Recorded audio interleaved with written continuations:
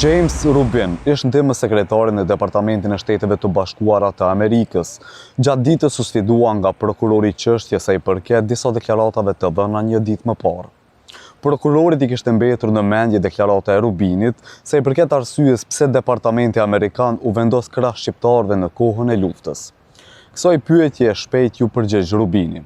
Fillimisht e përshkrua UÇK-n si organizatë që zhvillonte aktivitete terroriste. Ky qëndrim më pas ndryshoi me kalimin e kohës, veçanërisht pasi UÇK u pajtua me marrëveshjen e Rambujës. Atëherë konsideruam se ata ishin në anën e engjëjve, sepse nënshkruan marrëveshjen e paqes. Më tej prokurori u interesua sa i përket qëndrimit të Rubinit karshi prokurorisë speciale, sidomos për faktin që i njëjti së fundmi e kishte refuzuar intervistimin nga ajo.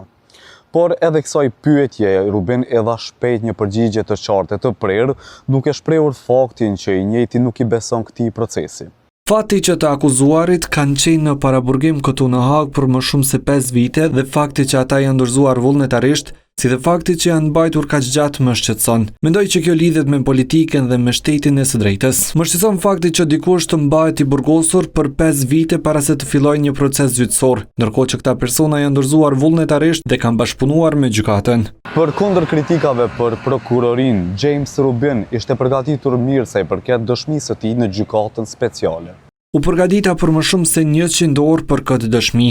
Ndërkohë konsultova me jurist, më thanë se ta mbash një burr shtetin në këtë mënyrë është e padrejtë.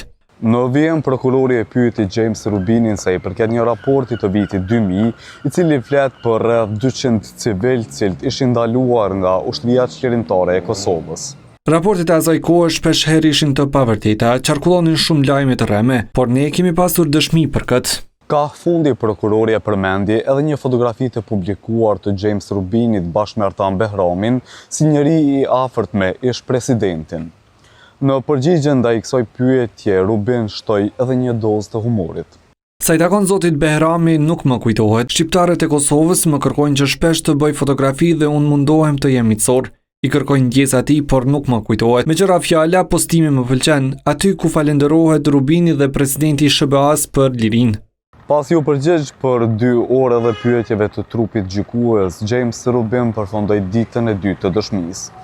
Por e njëjti në gjykatën speciale do duhet të kthehet edhe në ditën e tretë për ta përfunduar komplet dëshminë.